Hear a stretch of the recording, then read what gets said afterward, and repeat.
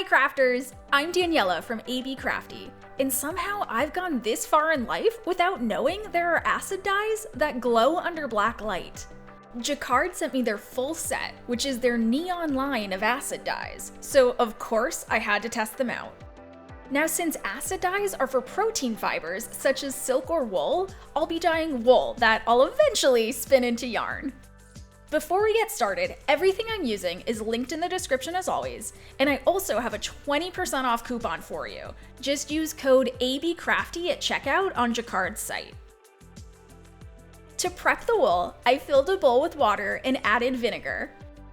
Since acid dyes need, you guessed it, acid to work, the vinegar serves as this acid and helps set the color. Citric acid is also another option. I used about 4 ounces of undyed 22 micron merino wool and carefully put it in the vinegar water. Ideally, you'd let the wool soak in on its own, but I was a little impatient and just pushed it down. Now, this can actually cause felting due to friction, which is what I created by me pushing the wool into the water, so don't be like me and have some patience here. It needs to soak for at least an hour so it fully absorbs the water and vinegar. Having it pre-soaked will allow the dye to more easily seep through. If it were dry, the dye may only reach the outer layers of wool.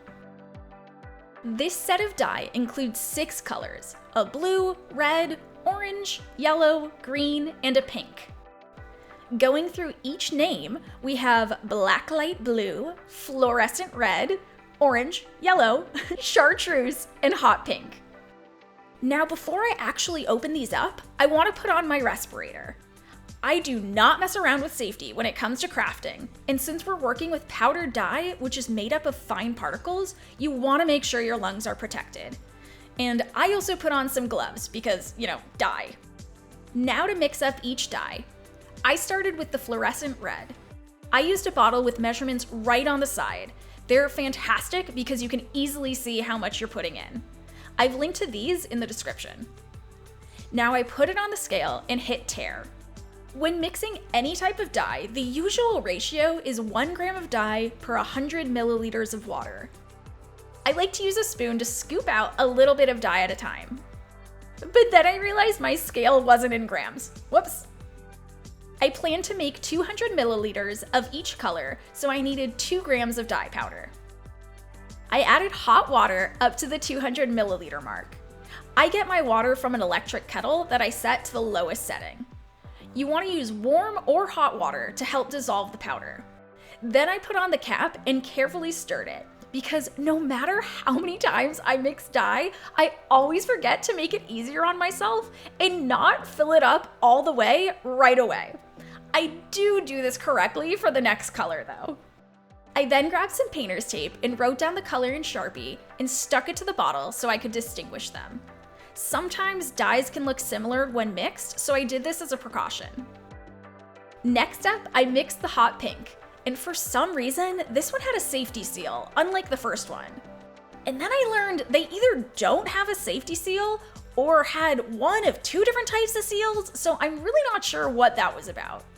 Now, same thing for this one. I measured out 2 grams of the dye powder.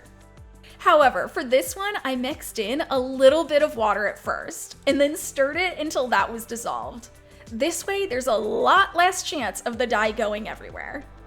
Then only after it was mixed did I top it up to the full 200 milliliters.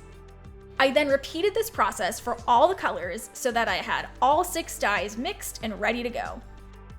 When using acid dyes, you need to actually heat everything in order to set the dye. For this, I used an electric stovetop that's only for crafts.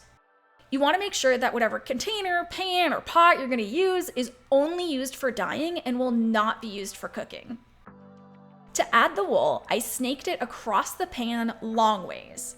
I plan to make repeating stripes of color and want them to be as wide as possible. If I had snaked it the other direction, I'd have more repeating stripes, but they'd be more narrow.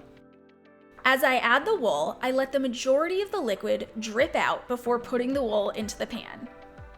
After it's all in, I tilt the pan a bit to even out the extra liquid. It can be helpful to have a little bit of liquid at the bottom so that the wool doesn't burn and the colors can mix a bit better. Now it's time to add the dye. Starting with hot pink, I laid down the first stripe. I decided I was going to do a rainbow using all the colors. Since the only color missing is purple, I needed to manually mix that one, which I did using the pink and blue later.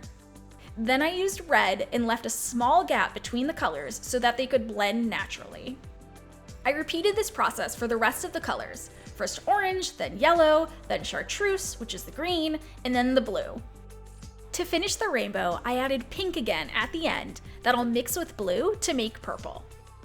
During this time, I actually expected the colors to bleed more and spread, so I went back and added more of each dye to fill in that white space.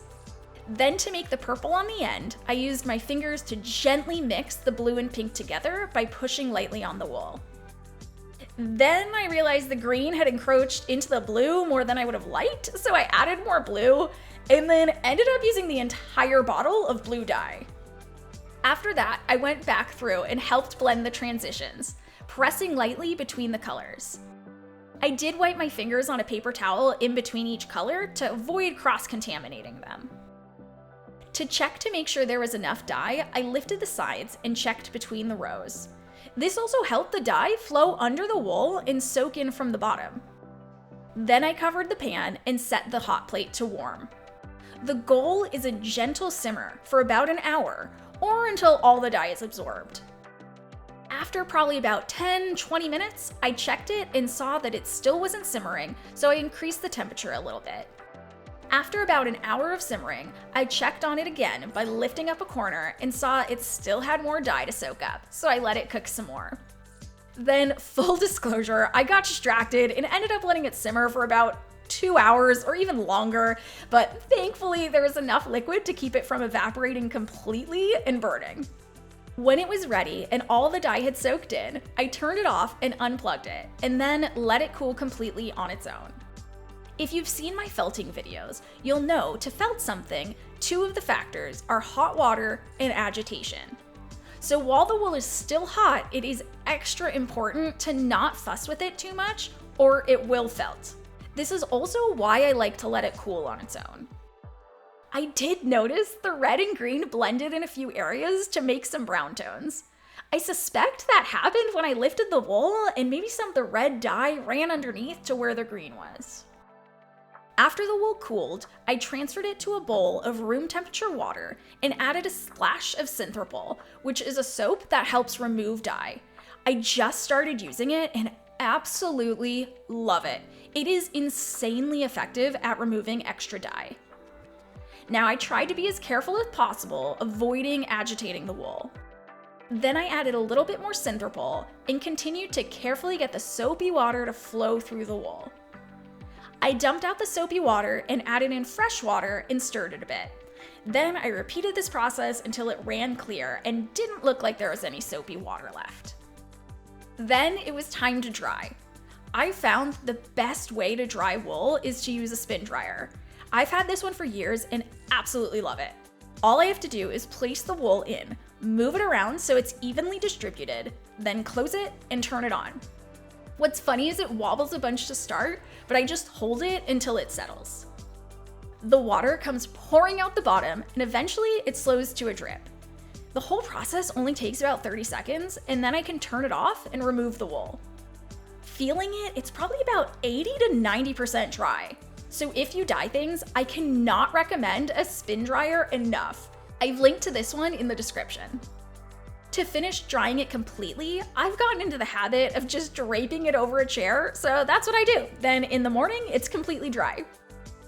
Now, you can see that even with all of the measures I took to prevent felting, the edges still did felt a bit, but it's nothing too bad.